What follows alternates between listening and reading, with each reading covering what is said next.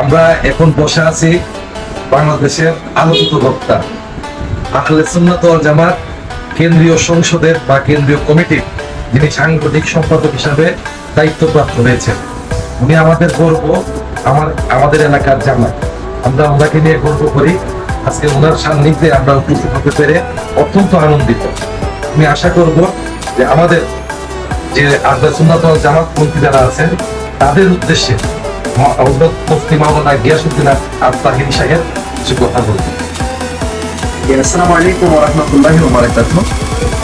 ধন্যবাদ জানাই আমার ডানে বামের সামনে যারা আছেন সকলকে ধন্যবাদ জানাই, বিশেষ করে আমাদের চেয়ারম্যান সাহেব আমার উপস্থিত নিয়ে মোবারকবাদ জানাই এবং তিনি যা ব্যক্ত করেছেন সে আলোকে আমি দেশবাসী আহলে সুন্নাত ওয়াল জামাতের উদ্দেশ্যে শুধু বলবো, দেশটা সবার, এই দেশের সার্বভৌমত্ব সুরক্ষায় এবং ধর্মের বিভাজন মিটিয়ে প্রকৃত ধর্মের যে অনুশাসনের সুরক্ষায় আমাদের সকলকে ঐক্যবদ্ধ থাকতে হবে।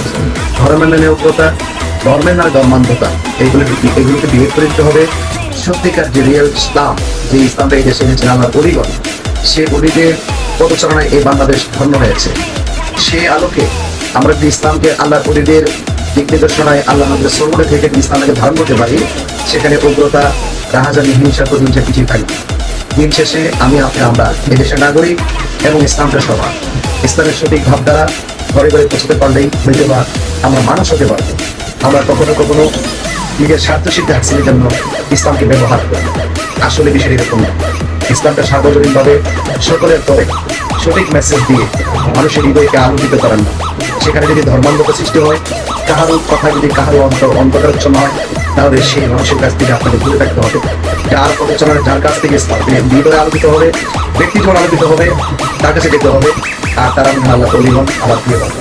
সেই জন্য আমি আহলে সুন্নাত ওয়াল জামাতকে বলবো, আমরা দীর্ঘদিন ধরে আমাদের প্রত্যাশা ছিল যে আমরা ঐক্যবদ্ধ হবো।